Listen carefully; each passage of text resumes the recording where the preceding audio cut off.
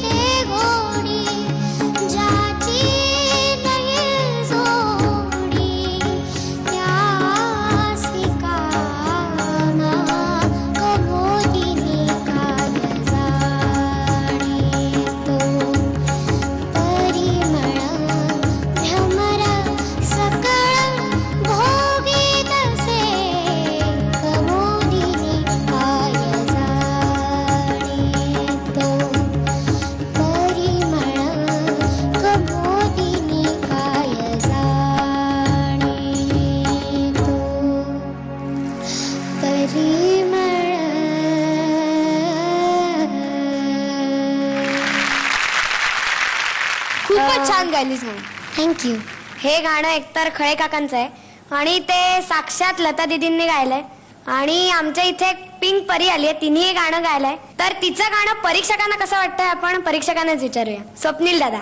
शरयू दाते अगं किती छान गाते. मस्त गायलीस. तुझ्या वयाला सुटेबल गाणं नाहीये हे. त्याच्यात बारीक बारीक जागा असतात. तर छान तू गायलीस आणि खरंच खूप कठीण गाणं आहे हे. पण तू हिम्मत केलीस, तू गायलीस आणि तू जिंकलीस. Thank you. Wish all the best. Rahul दादा. खूप सुंदर गायलीस. थँक्यू. तुझ्या आवाजामध्ये जे एक उपजत एक्सप्रेशन आहे ना, जे परिमळ जे म्हणलीस ना, तू लाजवाब म्हणलीस. थँक्यू. लाजवाब. शरयू तू परिमळ म्हणलीस, ते एकदा पुन्हा गाऊन दाखवशील? परिमळ. ओ हो, क्या बात है. वा वा वा, बहुत अच्छे. म्हणजे आपण सगळे हे गाणी गातोय, मोठ्या लोकांनी गायलेली आहेत, पण ह्याच्या मागे सगळ्याच्या मागे कुठेतरी एक शास्त्रीय संगीताचा मोठा आधार असतो.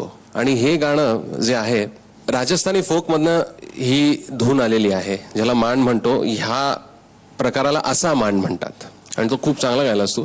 याला दक्षिणेमध्ये अरबी असं म्हणतात आणि आपल्या नाट्यसंगीताच्या पुस्तकामध्ये अरबी असा त्याचा उल्लेख केलेला आहे. या रागाचं नाव काय? असा मांड. लक्षात ठेव. हा, खूप छान गायलीस. All the best.